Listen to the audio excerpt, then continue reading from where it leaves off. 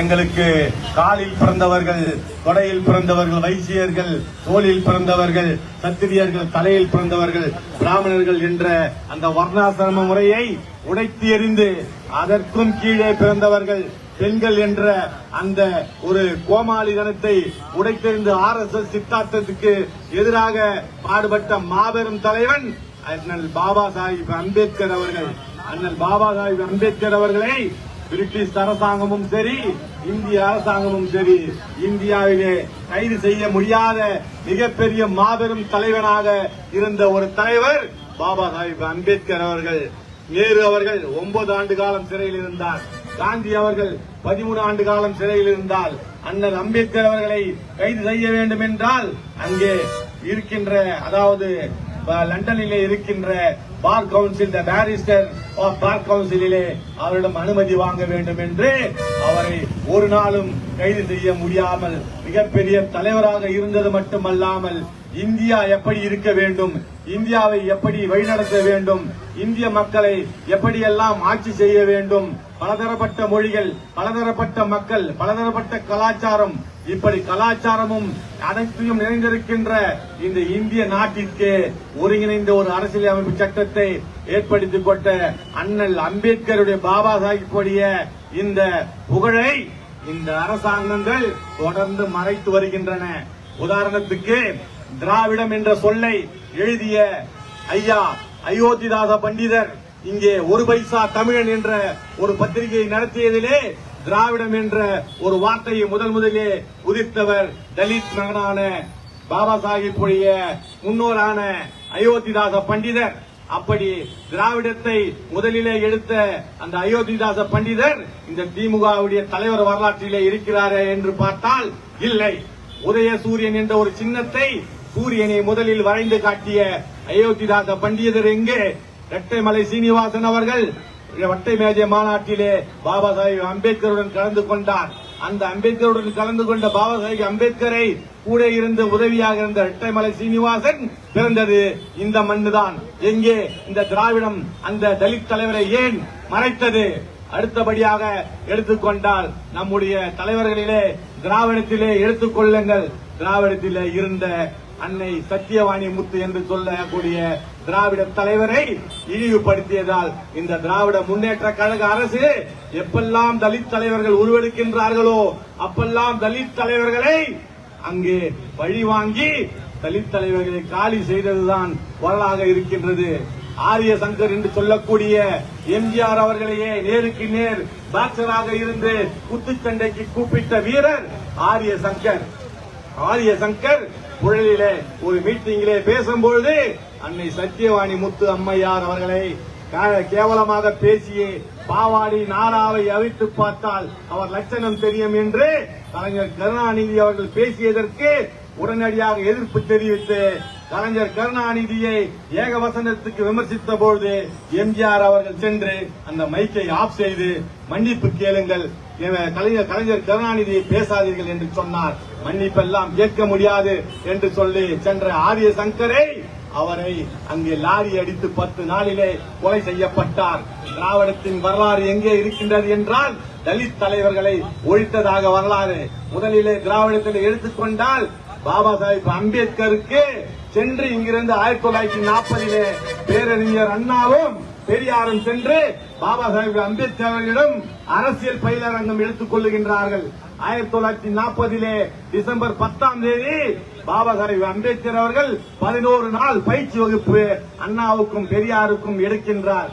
அப்படி அங்கு இருக்கின்ற சைன் கோலிவாடா, அங்கு இருக்கின்ற தமிழர் பகுதிகளான அங்கு இருக்கின்ற எல்லா பகுதிகளிலும் சென்று பாபா சாஹிப் அம்பேத்கரை வைத்து அங்கு ஆங்கிலத்திலே மீட்டிங் பேசும்பொழுது இங்கு இருப்பவர்கள் டிரான்ஸ்லேட் செய்வதற்காக அண்ணாவை அழைத்து சென்றார் பெரியார். அப்பொழுதே சொன்னார், be careful with this short man. அப்படி என்று பெரியாருக்கு பாபா சாஹிப் அம்பேத்கர் அவர்கள் அறிவுரை சொல்லி அனுப்பி வைத்தார். அது மட்டுமல்லாமல் பெரியார் அவர்களே, பெரியாருக்கு இன்று திராவிட முன்னேற்ற கழகத்துடைய முப்பெரும் தலைவராக இருக்கின்ற அன்றைய தேதியிலே அண்ணா, பெரியார், சத்தியவாணி முத்து என்று சொல்லக்கூடிய தலித் தலைவரான சத்தியவாணி முத்து தான் முப்பெரும் தலைவர்களே ஒரு தலைவராக இருந்தார். அப்படிப்பட்ட தலைவர்களை ஒழித்ததுதான் திராவிடத்தின் பெருமையாக இருந்தது.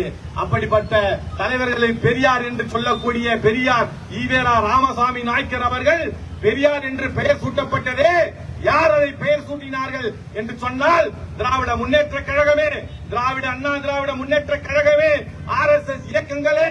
உங்களால் வரலாற்றை பேச முடியுமா என்றால் கண்டிப்பாக முடியாது. பெரியார் என்பவரை அங்கு நீலாம்பிகை உட்பட தந்தை சிவராஜுடைய மனைவி மீனாம்பாள் அவர்கள் ஒத்தைவாடை தெருவிலே இருக்கின்ற சென்னையிலே இருக்கின்ற வட சென்னையிலே பெண்கள் மாநாடு என்று ஒரு முன்னேற்ற மாநாட்டிலே அங்கு அழைக்கின்றார். ஈவேரா ராமசாமி நாயக்கர் என்று சொல்லக்கூடிய இந்த மனிதர் பெண்களுக்கான ஒரு வரலாற்றிலே பெண்கள் முன்னேற்றத்திற்காக அவர் பாடுபட்டு இந்த ஒரு தலைவராக இருப்பதினால் இவரை விட வயதில் முதிர்ந்த தலைவர் யாரும் இல்லை. இன்று முதல் ஈவேரா பெரியசாமி நாயக்கர் என்பவர் ஈவேரா பெரியார் என்று அழைக்கப்படுவார் என்று பெயர் வைத்தது ஒரு தலித் பெண்மணி எங்கள் பாட்டி மீனாம்பாள் என்பதை திராவிட முன்னேற்ற கழகம் மறைத்து வருகின்றது. உங்களுடைய முப்பெரும் தலைவர்களான கலைஞர் கருணாநிதி அவர்கள் அண்ணாவிடம் பெரியாரிடமும் பாடம் படித்தவர், பெரியாருக்கும் அண்ணாவுக்கும் பாடம் எடுத்தவர் எங்களுடைய தன்மான தலைவர் எங்களுடைய பாபா சாஹிப் அம்பேத்கர் அவர்கள். அவரிடம் அரசியல் பயிலரங்கம் படித்து வந்தவர்கள் தான் உங்களுடைய முப்பெரும் தலைவர். உங்களுக்கென்று ஒரு வரலாறு இருக்கின்றது என்றால் அந்த வரலாறு பெரியாருக்கு பெயர் வைத்ததே எங்களுடைய மீனாம்பாள் என்பதை சென்னை மேயராக இருந்த நம்முடைய சிவராஜ் அவர்களுடைய மனைவி பாபா சாஹிப் அம்பேத்கருக்கும் நம்முடைய சிவராஜ் அவர்கள் தான் ஷெட்யூல் காஸ்ட் பெடரேஷனுடைய தலைவராக இருக்கும் பொழுது பாபா அம்பேத்கர் அவர்கள் சொல்லுவார் என்னுடைய தலைவர் சிவராஜ் அவர்கள். ஏனென்றால் பாபா சாஹிப் அம்பேத்கர் அவர்கள் பொதுச் செயலாளராகவும் சிவராஜ் அவர்கள் மேயராக இருந்தபோது அவர் ஷெட்யூல் காஸ்ட் பெடரேஷனுடைய தலைவராகவும் இருந்தார். அப்படிப்பட்ட வரலாற்று சிறப்பு மிக்க இந்த பகுதியிலே நீங்கள் வைத்துக் கொண்டிருக்கின்ற தலைவர்கள் எல்லாம் திராவிடங்கள், ஆதி திராவிடங்கள், அண்ணா திராவிடங்கள், RSS, BJP, காங்கிரஸ் இந்த கட்சிகளுக்கெல்லாம் முன்னோடியாக இருந்த மாபெரும் தலைவன், அரசியலமைப்பு சட்டத்தை ஏற்றுக் கொடுத்த தலைவன், பேச்சுரிமையை வாங்கி கொடுத்த தலைவனுடைய அந்த மணிமண்டபத்திலே கடந்த ஆண்டுகள் முதல் சதி செய்து வந்தார்கள். சதி செய்து வந்தது மட்டுமில்லாமல் எங்களுடைய தன்மான தலைவர் பகுஜன் சமாஜ் கட்சி 4 முறை இந்தியாவிலே ஆட்சி அமைத்திருக்கின்ற தமிழகத்தின் போல் 2 மடங்கு தமிழகம், அதாவது 80 MP தொகுதி, 403 MLA தொகுதிக்கு 4 முறை முதலமைச்சராக இருந்த அன்னை பெகஞ்சி மாயாவதியுடைய மாநில தலைவராக இருந்த அண்ணன் நாம்சாங் அவர்கள் இதை ஒரு கருத்தியல் மையமாகவும் இது ஒரு கலாச்சார மையமாகவும் நினைவு நாள் என்றும் பாபா சாஹிபுடைய பிறந்த நாள் என்றும் ஒரு கருத்தியலை உருவாக்கிவிட்டார் என்பதற்காக சுதந்திரம் வாங்கி கொடுத்தது பேச்சுரிமையை எந்த இடத்திலும் பேசலாம், எவ்வளவு வேண்டாலும் பேசலாம், எப்படி எல்லாம் என்று சொன்ன அந்த பாபா சாஹிப் அம்பேத்கருக்கு இந்த அரசாங்கம் வாய்ப்பூட்டு போட பார்க்கின்றதா என்ன? இங்கே உள்ளே செல்லும் போது ஜெயிலே சென்று உள்ளே என்ட்ரி போட்டுட்டு செய்ய வேண்டும், உள்ளே போகும்போது வெளியே என்ட்ரி போட்டுட்டு வர வேண்டும் என்று சட்டம் வகுக்கின்றீர்களா? சட்டமேதை பாபா சாஹிப் அம்பேத்கர் வகுத்த சட்டத்திலே ஆட்சி செய்து கொண்டு பாபா சாஹிப் அம்பேத்கரை இழிவுபடுத்துவதற்காக அவர்களுக்கு சிலையிலே கூண்டு அமைக்கின்றீர்கள். அவருக்கு அவருடைய மணிமண்டபத்திலே சென்று பேச்சுரிமையை பறிக்கின்ற வகையிலே பேசாதீர்கள் என்கின்றீர்கள். இது எல்லாம் உங்களுடைய அரசினுடைய சிறப்பு செயல்பாடா? வெட்கமாக இல்லை, வெட்கமாக இல்லை உங்களுக்கு? வெக்கி தலை குனியக்கூடிய விஷயத்திலே ஒரு மாபெரும் இந்திய நாட்டுடைய தலைவன், உலக தலைவன், இந்த 100 ஆண்டுகளிலே தோன்றிய மிக சிறந்த தலைவர்களிலே நம்பர் 1 இன்டலெக்சுவல் என்று கொலம்பியா பல்கலைக்கழகம் பாபா சாஹிப் அம்பேத்கர் அவர்களை அறிவித்திருக்கின்றது. இந்தியா அறிவித்ததா? இந்தியா அதை ஒத்துக்கொள்கின்றதா? உலகமே ஒத்துக்கொண்டிருக்கின்ற இந்த 100 ஆண்டுகளிலே தோன்றிய மிகப்பெரிய தலைவரான பாபா சாஹிப் அம்பேத்கருடைய மணிமண்டபத்திலே எங்களை போன்ற கட்சியுடைய பிரமுகர்கள், அதே போன்று பாபா சாஹிப் அம்பேத்கர் எழுப்பிய அரசியலமைப்பு சட்டத்தின் மீது பால் கொண்ட விசுவாசமான மக்கள் வந்து சேருவதற்கு, அங்கு கூடுவதற்கு, கலாச்சாரமாக அவர்கள் நிகழ்ச்சி நடத்துவதற்கு அரசு தடை. எங்கு தடை? இந்த அரசியல் அமைப்பு முதலமைச்சர் அவர்களுக்கு நான் ஒன்றை அன்பாக சொல்லிக் கொள்ள விரும்புகின்றேன். கடந்த 7 ஆண்டுகளுக்கு முன்பு முதலமைச்சர் எதிர்கட்சியாக ஸ்டாலின் அவர்கள் இருக்கும் பொழுது அவர் பேசினார், பாபா சாஹிப் அம்பேத்கர் கொள்கைகள் இருக்கும் வரை இங்கு RSS ஆல் கால் ஊன்ற முடியாது என்றார். எங்கே போனது ஆட்சி வந்த பிறகு உங்கள் நன்றி விசுவாசம்? பாபா சாஹிப் முன்னே உங்களுக்கு எதிர்கட்சியாக இருக்கும்போது உங்களுக்கு என்ன, உங்களுக்கு வாக்குகளை சேகரித்து கொடுக்கும் தலைவனாக மட்டும்தான் இருப்பாரா? அதே போன்று எங்களுடைய மாபெரும் தலைவன் அண்ணன் பூவை மூர்த்தியாரை அரசியல் அழுத்தம் கொடுத்து அவரை கொன்றார்கள்.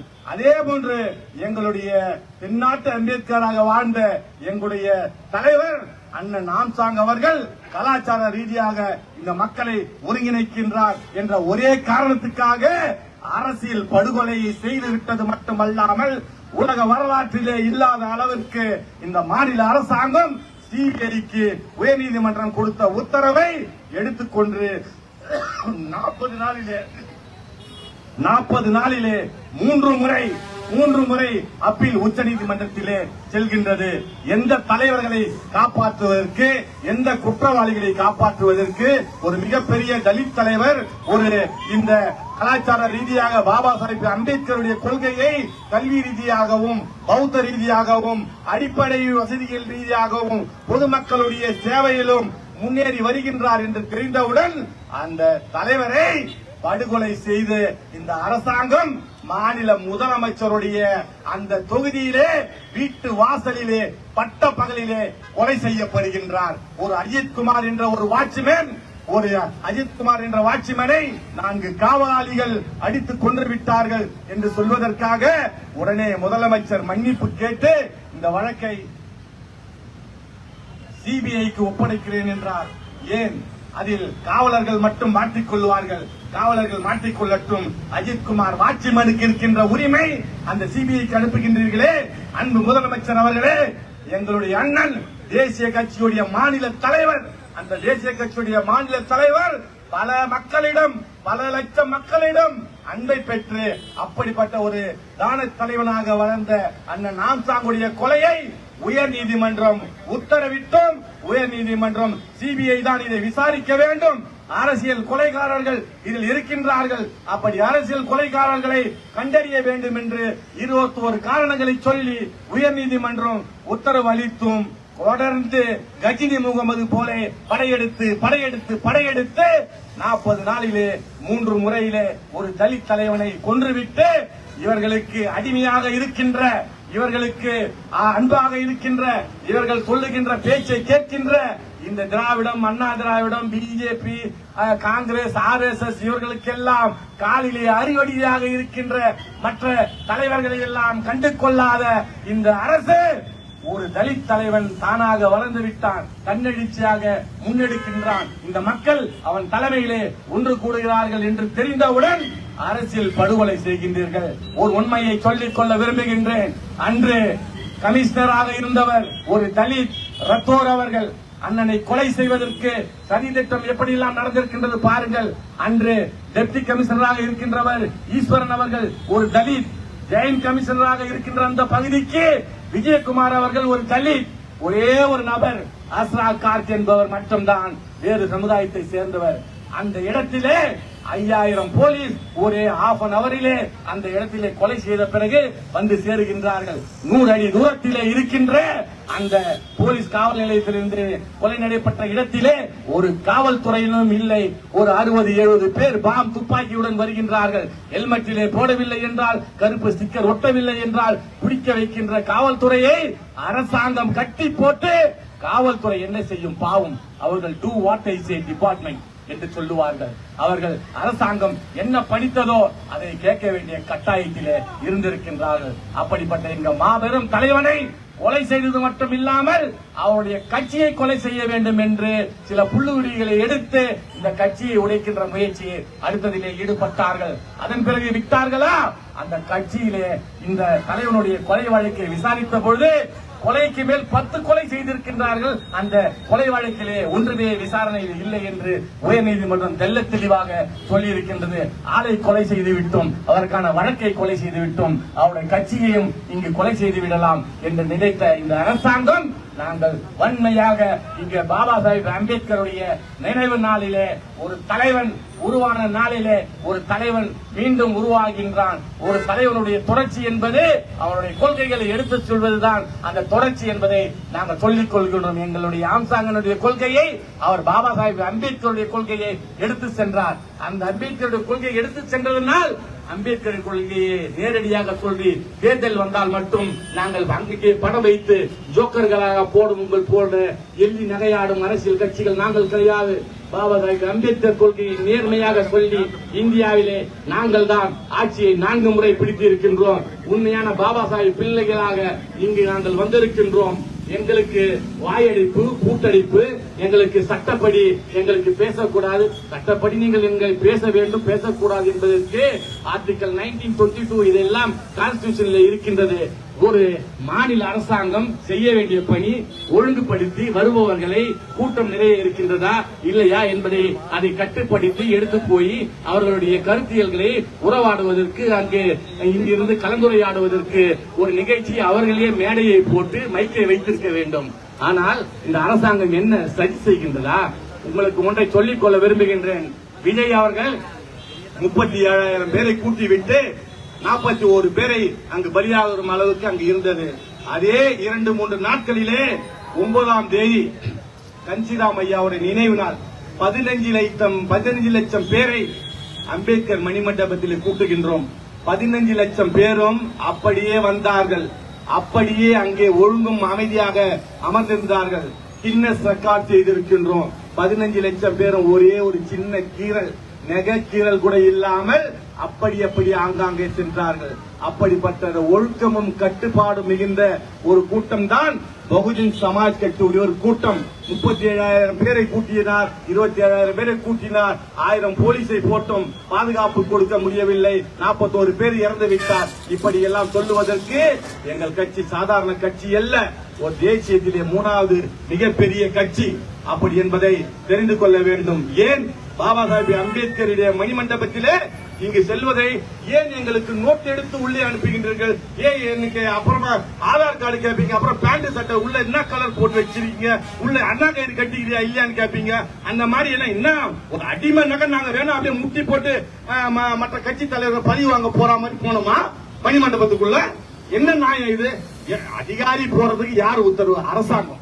அரசாங்கத்துக்கு இந்த மாதிரி கட்டுப்பாடு விதிச்சு இன்னும் நீங்க காத்து பந்து எடுத்துட்டு போய் நீங்க எல்லாம் கிணத்துக்குள்ள அடிச்சு வச்சுட்டு நான் காவல்துறையை கேட்கல, இந்த அரசாங்கத்தை கேட்கிறேன். இந்த அரசாங்கத்துடைய இந்த மாவட்ட ஆட்சித்தலைவர் பொறுப்பு இருக்கு. இதுக்கு SC ST மினிஸ்டர் ஒருத்தர் இருக்காரு, அவங்க பொறுப்பு. காவல்துறை என்ன பண்ண முடியல? காவல்துறையை எதனா சொன்னாக்கா அதை செஞ்சுட்டு வர வேண்டியது அவங்களுடைய டியூட்டி. காவல்துறைக்கு எங்களுக்கு எந்த விதமான சம்பந்தம் இல்லை. ஏன்னா பாபா சாஹிப் அம்பேத்கர் அரசியலமைப்பு சட்டத்திலே காவல்துறைக்கு எவ்வளவு மரியாதை கொடுக்கணும்னு சொல்லியிருக்காரு. காவல்துறையுடைய கண்ணியமும் மரியாதையும் எப்போதும் நாங்கள் காப்பாற்றுவோம். ஒரு சொல் கூட அவர்களுக்கு எதிராக இருக்கின்றது. இது அச்சத்தினாலோ இல்லது காவல்துறை இருக்கின்றது என்பதற்காக இல்லை. Always we are respect to the government officers. The government officer constituted by the Indian constitution law, they are taking oaths under the constitution. For the reason we are giving the respect and we want to take respect also. I will follow that. What is the law and order here? We will go as it is and rightly. Nobody's disturb us when we are going to taking that notes. What is the name and other thing? This is all not necessary. So ஆகினால் அன்பாகவும் நம்முடைய காவல்துறை நண்பர்களுக்கும் மற்றும் நம்முடைய கட்சி தோழர்களுக்கும் அமைதியுடன் சென்று உள்ளே கலந்துரையாடிட்டு வந்து இந்த இவர்கள் நமக்கு இழைக்கின்ற அநீதிகளை வாக்கு வருகின்றது, தேர்தல் வருகின்றது. மீண்டும் அண்ணன் ஆம்சாங்குடைய வழக்கு சிபிஐ ஏற்கனவே இருக்கின்ற வழக்கு இடைக்கால தடையை ரத்து செய்து சிபிஐயிலே முக்கியமான அரசியல் குற்றவாளிகளை இங்கு எடுத்து வந்து நேரிலே நிறுத்தி வைப்போம் என்று அண்ணல் அம்பேத்கர் பாபா சாஹிப் அவர்களுடைய இந்த நினைவிடத்தின் முன்பு இங்கு உறுதியேற்று நம்முடைய நினைவிடத்துக்கு சென்று உறுதியேற்போம். ஜெய் பீம், ஜெய் பாரத், ஜெய் கஞ்சிராம், ஜெய் பகஞ்சி, ஜெய் ஆம்சாங், ஜெய் ஆம்சாங், ஜெய் பீம். புகழ் வணக்கம், புகழ் வணக்கம், புகழ் வணக்கம். அந்த கணக்கு புகழ் வணக்கம், புகழ் வணக்கம், புகழ் வணக்கம், புகழ் வணக்கம், புகழ் வணக்கம், புகழ் வணக்கம். பாபா சாஹிப் அம்பேத்கருக்கு, பாபா சாஹிப் அம்பேத்கருக்கு புகழ் வணக்கம், புகழ் வணக்கம், புகழ் வணக்கம், புகழ் வணக்கம். அரசியல் சட்டம் வகுத்து தந்த அரசியல் சட்டம் வகுத்து தந்த அறிவுலக மாமேதைக்கு அரசியல் சட்டம் வகுத்து தந்த அரசியல் சட்டம் வகுத்து தந்த அறிவுலக மாமேதைக்கு புகழ் வணக்கம்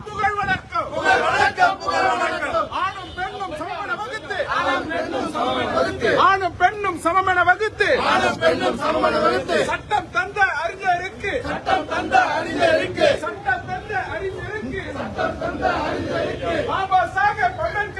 பாபா சாஹேப் அம்பேத்கருக்கு புகழ் வணக்கம்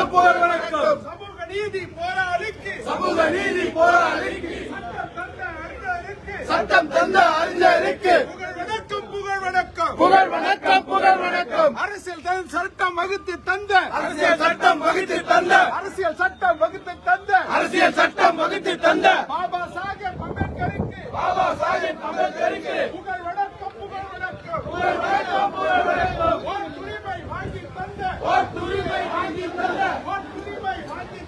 ஓட்டுரிமை வாங்கி தந்த மக்கள் ஆட்சி நாயகருக்கு புகழ் வணக்கம்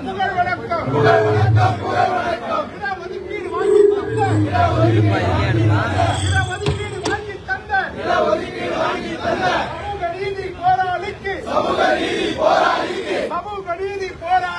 சமூக நீதி போராளிக்கு புகழ் வணக்கம் பிஎஸ்பி நாங்கள் செய்கின்றோம்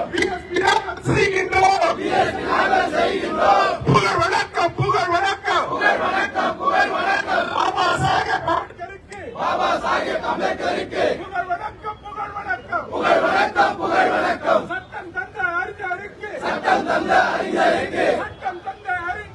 சட்டம் தந்த அறிஞருக்கு புகழ் வணக்கம் டிஎஸ்பியின் புகழ் வணக்கம் ஜெய் பீம்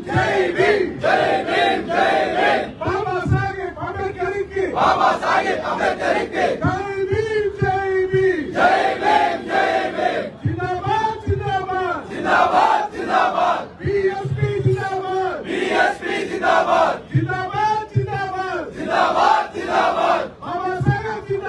பாபா சாஹேப் ஜிந்தாபாத் எஸ்சிபிசி ஒற்றுமை எம்பிசி ஒற்றுமை மைனாரிட்டிஸ் ஒற்றுமை ஜிந்தாபாத் பிஎஸ்பி ஜிந்தாபாத் வெல்லட்டும் யானை சின்னம் வெல்லட்டும் ஆளட்டும் பிஎஸ்பி ஆளட்டும் வெல்லட்டும் யானை சின்னம்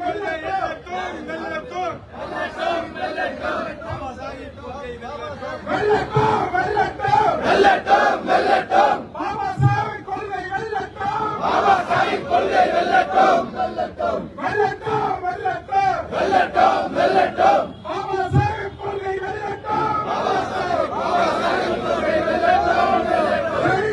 ஜெய் பீம் பாபா சாஹிப் ஜெய் பீம்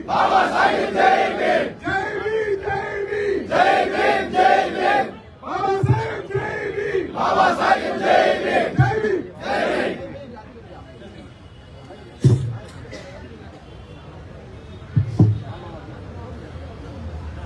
பகுஜன் சமாஜ் கட்சியுடைய நிர்வாகிகளே, பாபா சாஹிப் கொள்கை சார்ந்த இயக்கம் நடத்தக்கூடிய தோழர்களே, சகோதரர்களே, இந்த நாளிலே நம்முடைய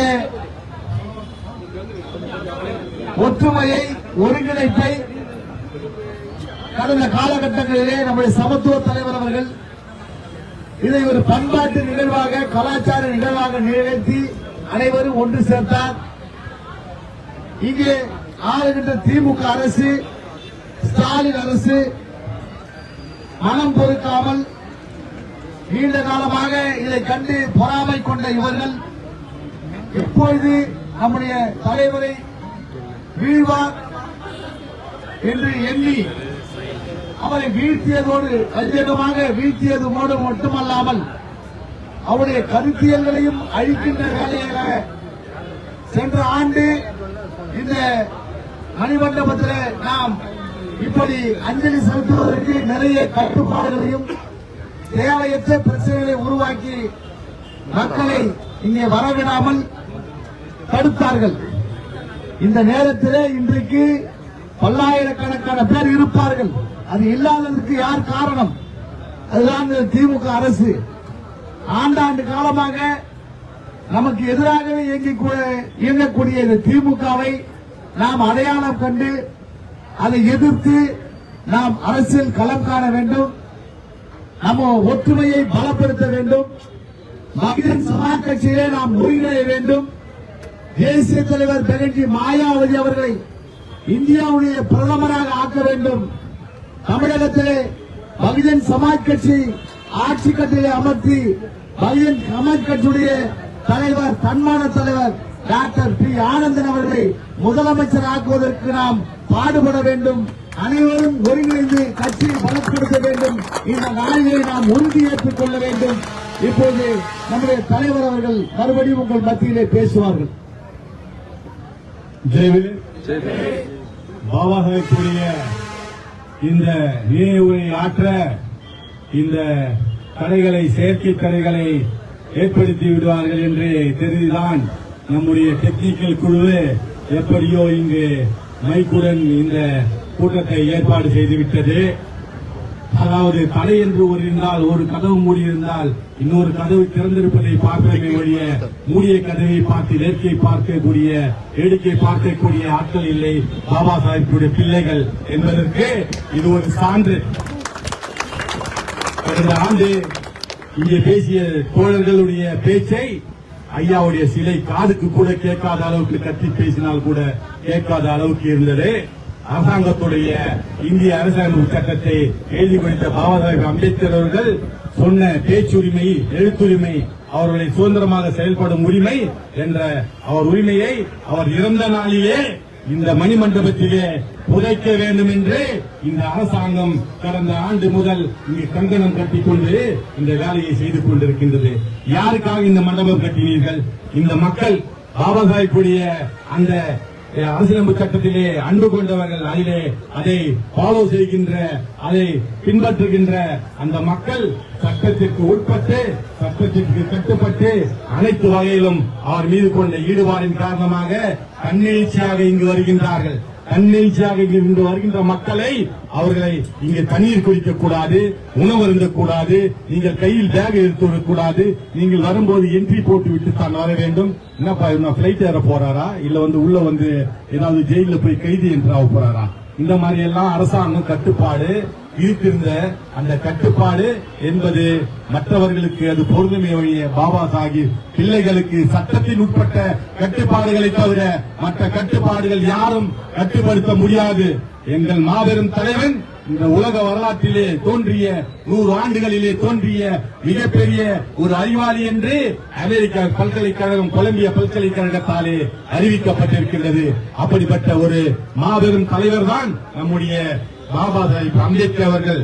ஏசி, எஸ்சி, பிசி, எம்பிசி அனைவரையும் ஒன்றிணைத்து ஆர்டிகல் 340 என்று எழுதி அந்த ஆர்டிகல் 340 மூலமாக அனைத்து மக்களுக்குமான அந்த ரிசர்வேஷனை ஏற்படுத்தி கொடுத்து அதன் வாயிலாகத்தான் மண்டல் கமிஷன் சென்ட்ரல் கவர்மெண்டிலே 27% இடஒதுக்கீடை ஏற்படுத்தும் அளவிற்கு இந்த அரசுக்கு இந்திய அரசியல் சட்டத்திலே அவர் மிகப்பெரிய ஒரு உரிமையை வாங்கிக் கொடுத்தார். அது மட்டுமல்லாமல் இங்கே இருக்கின்ற தலைவர்கள் எவ்வளவு விதமாக சாதாரணமாக ஒரு சின்ன தலைவராக இருந்தாலும் அந்த தலைவன் அவருக்கு கிளாஸ் பெல்ட் இருந்தால் அவன் இந்த நாட்டிலே மிகப்பெரிய தலைவனாக சித்தரிக்கப்படுவான். அங்கே இருந்த RSS காரர்களும் சுதந்திர போராட்ட காலத்தில் காங்கிரசில் இருந்து காந்தியை சுட்டவர்களுக்கு சப்போர்ட் செய்தவர்களுக்கும் ஈர சிலைகளை வைக்கின்ற இந்த நபர்கள் பாபா சாஹேப் அம்பேத்கர் அவர்களுக்கு இவர்கள் பாராளுமன்றத்திலே பாபா சாஹேப் அம்பேத்கர் அவர்களை இழிவுபடுத்த நினைத்தார்கள். அப்படி இழிவுபடுத்த நினைத்த விளைவு உலகமே ஒன்றிணைந்து இந்த அரசினுடைய செயல்பாட்டை எதிர்த்தது. அதற்கு என்ன காரணம் என்றால் அம்பேத்கர், பாபா சாஹேப் அம்பேத்கர் அவர்கள் இந்திய நாட்டுடைய தலைவர் என்று தவறாக நினைத்துக் கொண்டிருக்கின்றார்கள். அவர் ஒரு உலகத் தலைவர். அந்த உலகத் தலைவர் என்பதற்கு இன்டர்நேஷனல் அம்பேத்கர் கான்பரன்ஸ் என்று நடக்கின்ற அந்த கான்பரன்ஸிலே சென்று பார்த்தால் ஜப்பானியர் வருகிறார்கள், சைனாக்காரர்கள் வருகிறார்கள், கொரியாக்காரர்கள் வருகிறார்கள், லித்துவேனியாக்காரர்கள் வருகிறார்கள், பெல்ஜியம்காரர்கள் வருகிறார்கள், பிரான்ஸ்காரர்கள் வருகிறார்கள், லண்டன்காரர்கள் வருகிறார்கள், அமெரிக்காக்காரர்கள் வருகிறார்கள், கனடாக்காரர்கள் வருகிறார்கள், ஆப்பிரிக்க கண்டத்தில் இருந்து வருகின்றார்கள். இத்தனை அனைத்து நாடுகளிலும் இருந்து வருகின்ற அந்த வருகை புரிகின்ற அந்த மக்களை பார்த்தீர்கள் என்றால் we are following Ambedkar ideology என்று சொல்லக்கூடிய மிகப்பெரிய ஐடியாலஜியிலே தான் இருக்கின்றார்கள். ஆகியனால் தான் அவர்கள் ஜாதி, மதம், இனம் எல்லாத்தையும் ஒழித்த பாபா சாஹேப் அம்பேத்கர் மனித மாண்பை மீட்டெடுத்த மாபெரும் தலைவன். அண்ணல் அம்பேத்கருடைய அன்பின் பால் பாசத்திலே பற்றுக்கொண்டு அவருடைய கொள்கையிலே ஆட்சி அமைத்து 4 முறை முதலமைச்சராக ஆன கட்சி பகுஜன் சமாஜ் கட்சி. அப்படிப்பட்ட பாபா சாஹேப் அம்பேத்கருடைய கொள்கையை ஒன்றிணைத்து கட்சியோடு சேர்ந்து எடுத்து சென்ற எங்களுடைய தென்னாட்டு அம்பேத்கர் தான் அண்ணன் ஆம்சாங் அவர்கள். தொடர்ந்து இங்கு கலாச்சார நிகழ்ச்சிகளை நடத்தி இந்த மக்களை ஒன்றிணைத்து விட்டார். இந்த மக்கள் ஒன்றிணைத்து விட்டால், இவர்கள் வாக்குகளை ஒன்று செய்து விட்டால், இந்த வாக்குகள் இவர்களை திராவிடத்தையும் காங்கிரஸையும் பிஜேபியும் அண்ணா திராவிட முன்னேற்ற கழகம், திராவிட முன்னேற்ற கழகம் தோற்கடிக்கின்ற வாக்குகளாக மாறப்போகின்றது என்று தெரிந்தவுடன் அண்ணன் அரசியல் படுகொலை செய்யப்படுகின்றார்.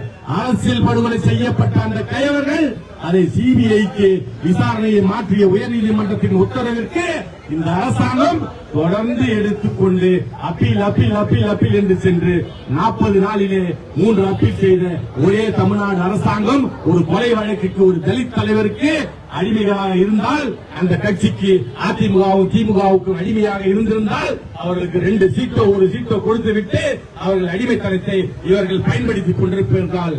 ஆனால் எங்களுடைய அண்ணன், உங்களுக்கு எதிராக ஆட்சி அமைக்கின்றோம், மாற்று அரசியலை சிந்திக்கின்றோம், திராவிட மாடல்களுக்கு எதிராக எங்களுடைய பாபா சாஹேப் அம்பேத்கர் மாடலை எடுத்து வருகின்றோம், ஜேபி மாடலை எடுத்து வருகின்றோம் என்று ஒரு மாற்று சிந்தனையாளராக உருவாகிவிட்டார். இந்த மக்களை விழிப்புணர்வு ஏற்படுத்தி விடுவார். இந்த மக்கள் எழுந்து கொள்வார்கள். காலம் காலமாக அடிமைத்தனமாக இந்த அரசுகள் தலித் தலைவர்களை ஒழித்ததை வரலாறாக வைத்துக் கொண்டு இன்று திராவிடத்தை வைத்துக் கொண்டிருந்த திராவிடத்திற்கு ஓனர்ஷிப் யாருன்னு கேட்டா எங்களுடைய அயோத்திதாச பண்டிதர்.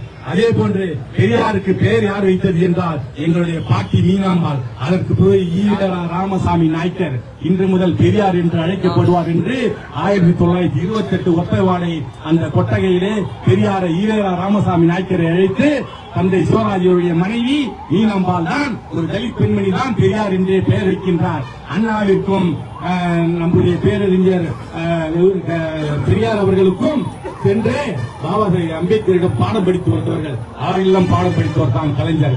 உங்கள் கட்சிக்கு வரலாறே நாங்கள் தான் முகப்புரை. இதையெல்லாம் மறுத்துவிட்டு எங்கள் தலைவர்கள் வளர்ந்தாலோ, எங்கள் தலைவர்கள் எந்த அளவிலே அந்த அனைத்து மக்களுக்கான சக்தியாகவும் அனைத்து சாதிகளுக்கான தலைவராகவும் ஒரு ஒருங்கிணைப்பை ஏற்படுத்துகிறார்கள் என்றால் அந்த தலைவர்கள் திராவிடங்களால் ஒழிக்கப்படுகின்றன. ஒழிக்கப்படுவது மட்டுமல்லாமல் சாதாரணமாக நீங்கள் இன்வெஸ்டிகேஷன் கூட அந்த அண்ணனை கொலை செய்யுங்கள், அண்ணன் கட்சியை கொலை செய்ய முயற்சி செய்யுங்கள், அண்ணனுடைய வழக்கை கொலை செய்வதற்காக நீங்கள் முயற்சி செய்து அந்த இன்வெஸ்டிகேஷனில் முக்கியமான அரசியல் புள்ளிகள் எந்த விதத்திலும் அவர்கள் விசாரணை செய்யவில்லை என்று உயர்நீதிமன்றம் உங்களை சம்பட்டி அடி அடித்திருக்கின்றது. அப்படி அடித்தும் நீங்கள் திருத்தாமல் சென்று இடைக்கால தடையை 2 முறை தோற்கடித்தேன். உச்சநீதிமன்றத்திலே 3வது முறை நீங்கள் இடைக்கால தடை தான் வாங்கியிருக்கிறீர்கள்.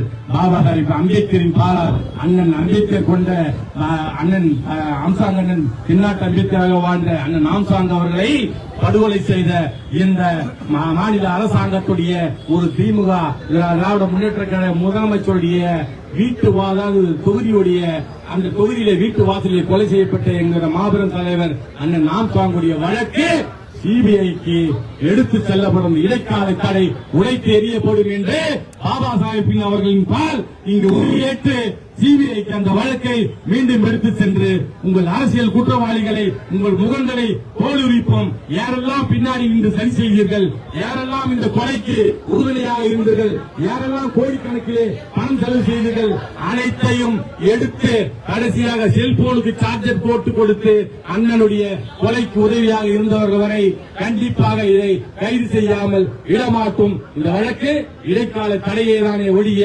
முழுமையாக சிபிஐக்கு போட்ட உத்தரவு சிபிஐயில் மாறியதாக இருக்கின்றது. ஆனால் அரசு ஊடகங்களும் அரசு சம்பந்தப்பட்ட ஊடகங்களும் பெண் நிறுவனம் என்று ஒரு நிறுவனத்தை அரசாங்கம் வைத்திருக்கின்றது. அந்த அரசாங்கத்தை பெண் நிறுவனத்தோட வேலை என்னவென்றால், இன்று ஆனந்த் நீங்க பேசிவிட்டு சென்றானா அவனுடைய பேட்டியை போடாதே, அவனுடைய பேச்சை போடாதே.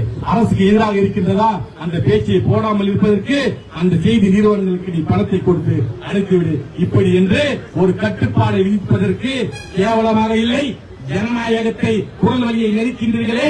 நீங்கள் 1000 கோடி லாட்டரி சீட்டில் ஊழலிலும், 5000 கோடி மணல் ஊழலிலும், 10,000 கோடி டெண்டர் ஊழலிலும், எங்கு டெண்டர் சதுப்பு நிலத்திலே 2000 கோடி ஊழலும், இப்படி ஊழல் செய்து உங்களுடைய குடும்ப வளங்களை பெருக்கிக் கொண்டு மற்ற தலித் தலைவர்கள் வளர்ந்து விட்டார் என்று ஒரு நல்ல பேண்ட் சட்டை, நல்ல மக்களை திரட்டி ஒரு ஆள் வந்து பேசுறாங்க, ஒரு தலைவர் ஆவறாங்கன்னாக்கா நீ 1000 கோடி 2000 கோடி 10,000 கோடி ஊழல் பண்ணிட்டு இந்த தலைவர்களை கொள்றத ஒரு நோக்கமா வச்சு அதை கொள்ளது மட்டும் இல்லாம அவருடைய வழக்கை முன்னெடுக்காம அனைவரையும் நீங்க வந்து ஒடுக்க பார்ப்பது என்பது வன்மையாக கண்டிக்கக்கூடியது.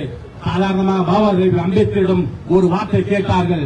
சாதாரண மனநிலையில் இருக்கின்றீர்கள், ஆனால் நீங்கள் பேசுகின்ற வார்த்தைகளிலே இங்கே மிகவும் நுட்பமாகவும் மிகவும் மென்மையாகவும் இருக்கின்றது. ஆனால் சிலரை பார்த்து நீங்கள் பயன்படுத்துகின்ற வார்த்தைகள் மிகவும் வேகமாகவும் வீரமாகவும் இருக்கின்றது. அதற்கு என்ன காரணம் என்று கேட்டார். நான் இங்கே முகம் சவரம் செய்து கொண்டிருக்கின்றேன். முகம் சவரம் செய்வதற்கு எனக்கு தேவை இந்த பிளேடுடைய பவர் மட்டும்தான். ஆனால் ஒரு விச மரம் வளர்ந்து விட்டிருக்கின்றால் அந்த விச மரத்தை வெட்ட வேண்டும் என்றால் கோடாரியை எடுத்து வெட்ட வேண்டும். அதற்காகத்தான் இந்த கடுமையான வார்த்தைகளை பயன்படுத்துகிறேன் என்று பாபா சாஹேப் அம்பேத்கர் சொன்னதைப் போல இந்த கடுமையான வார்த்தைகள் நீங்கள் எப்படி நாங்கள் இன்று அரங்கி எங்கள் அண்ணனை இழந்து நிற்கின்றோமோ அந்த கலக்கம், அந்த பயம், அந்த பிரச்சனை உங்களுக்கு இந்த சிபிஐ வழக்கு முடிவுக்கு வரும்போது உங்கள் குடும்பம் ஜெயில் வாசலில் நின்று கொண்டிருக்கும். நீங்கள்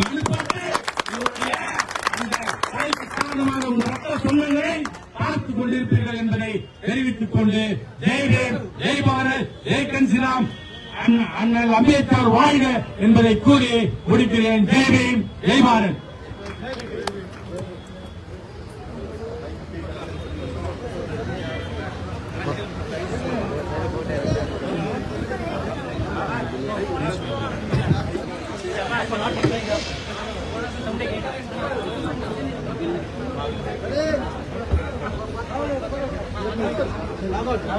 ¿Qué le